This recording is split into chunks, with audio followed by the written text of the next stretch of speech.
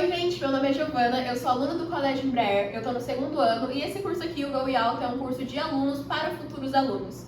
Então eu espero que você goste, já pega papel e caneta para anotar os pontos mais importantes. Então, a Idade Média, ela começou com a queda do Império Romano e ela foi até a queda de Constantinopla. São quase 1000 anos aí, então a gente não pode tratar isso como se fosse uma coisa só. Por isso a gente divide entre dois períodos, a Alta Idade Média e a Baixa Idade Média. Só que para chegar nisso, a gente tem que falar sobre os antecedentes.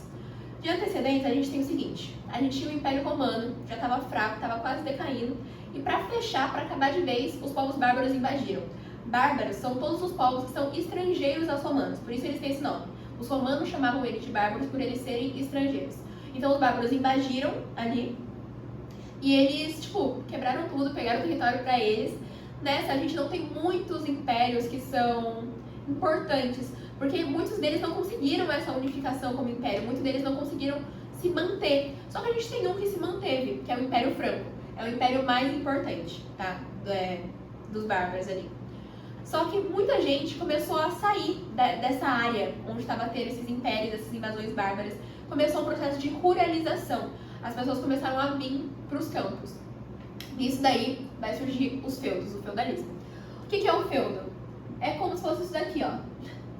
Aqui dentro tinha uma cidade. Nessa cidade a gente tinha a igreja, o manso servil, onde ficavam os servos. A gente tinha a área ali, a parte onde a nobreza ficava. A gente tinha a parte de plantação. A gente tinha a parte onde os animais ficavam. A gente tinha o bosque. Então era como se fosse uma cidade ali que cumpria com todas as necessidades das pessoas. Só que ela era cercada por um muro. Um muro. Enfim, as pessoas, os camponeses, eles podiam sair dali, tá? Todo mundo podia sair dali. Só que ninguém saía. Por quê? Porque não tinha nada melhor na época. Você não tinha outro lugar para ir. Isso daqui é a melhor opção que você podia ter nessa época. Apesar da quantidade de impostos e da vida até que muito difícil, era a melhor opção, tá? Enfim, o feudalismo é um modo de produção baseado na fidelidade entre suzerano e vassalo. Essa relação entre suzerano e vassalo a gente chama de comitatus. E a exploração da terra, o trabalho na terra, a gente chama de colonatus, tá? A sociedade feudal, ela era muito estamental.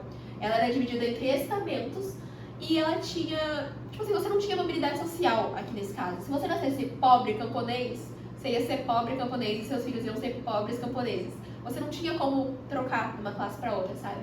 Então a gente tem essas três classes aqui e vamos falar delas. A primeira lá em cima é o clero, é a igreja. A igreja tinha muito poder, porque ela era detentora de muitas terras. Aqui, a medida de riqueza nessa época é a quantidade de terras que você tem. Quanto mais terras você tem, mais rico você é. E a igreja tinha muitas terras. E a igreja não só tinha muitas terras, como ela tinha muito poder moral também. A nobreza tinha medo de ser excomungada, de ser expulsa da igreja. Então ela fazia tudo na linha também. Não eram só os camponeses que tinham medo da igreja. A nobreza também tinha medo da igreja, tá? Então a nobreza era dona de muitas terras, tinha muito poder moral. A nobreza estava responsável pela educação, tá? E é isso. A nobreza é o senhor feudal, os guerreiros, são os guerreiros, e o rei. Existia rei nessa época, só que ele não tinha tanto poder quanto ele teria no império, tá?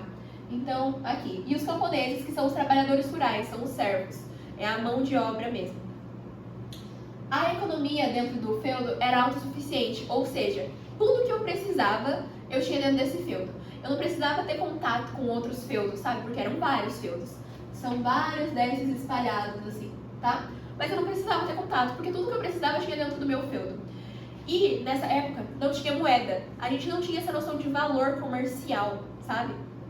Então, por exemplo, eu podia trocar 5 kg de trigo por meio quilo de algodão, se eu precisasse desse algodão.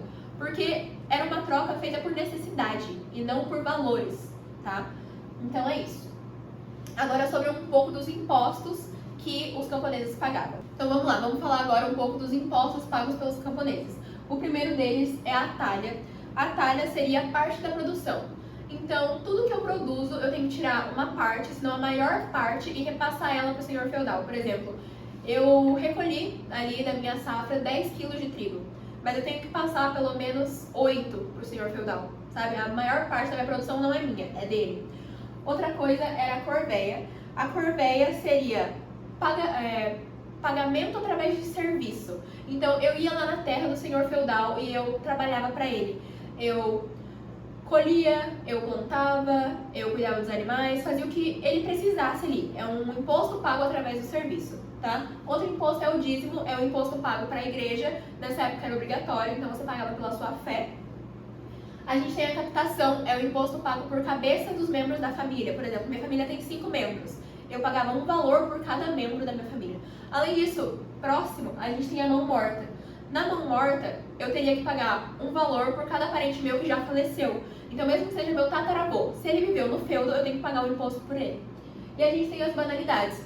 Na banalidade, você paga por instrumento que você usa, tá? Então, se você usa uma enxada, se você usa um moinho, qualquer instrumento que você usa, você tem que pagar o imposto. Por quê? Porque nada é seu. Todos os instrumentos que tem no feudo são o senhor feudal. Então, você tem que pagar uma taxa para ele por você estar utilizando isso. E é isso, agora a gente vai entrar na Baixa Idade Média. Na Baixa Idade Média, a gente tem uma crise do feudalismo. Por quê? As pessoas já estão cansadas de pagar tanto imposto. E, tipo assim, tem muita gente.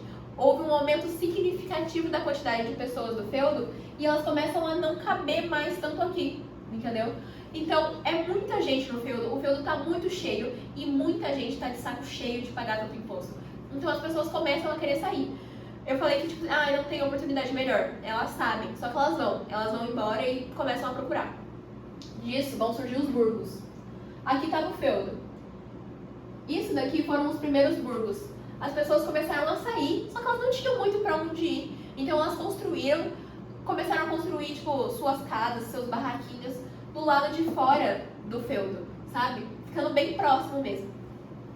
Isso daqui chama burgo, e quem mora aqui chama burguês. Então essas pessoas começaram a fazer comércio e tal. E daí, uma das principais características da Baixa Idade Média, que é o renascimento comercial. As pessoas começam a voltar com o comércio, porque eu falei que aqui só tinha troca, a gente não tinha noção de valor. Então aqui a gente começa a voltar a fazer comércio, a vender o que eu produzi, o que eu faço. E a gente também tem a volta da moeda, a gente começa a pagar agora com dinheiro e não só por troca, tá? Além disso, na Baixa Idade Média, a gente tem a crise do século XIV. O século XIV teve muito camponês ficando bravo, muito camponês fazendo revolta, porque não aguentava mais o estilo de vida, tá? Além disso, tinha muita gente para pouca comida, tá?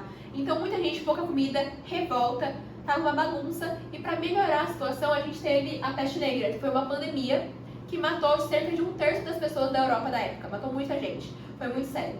Então, e além disso, a gente também tem a Guerra dos 100 Anos, ou seja, esse século XIV foi um século de muitos BOs, muitas brigas, muitas coisas para serem resolvidas. Então, isso daqui fez que, tipo assim, os feudos acabassem. Tipo assim, muita briga ali, tanta briga que nem cabia nesse espaço, entendeu? Começou a sair. Nisso que o feudo acabou, é importante falar que os reis que estavam aqui na nobreza começaram a surgir de novo. Eles estavam aqui, eles não eram a pessoa mais importante, mas eles estavam aqui.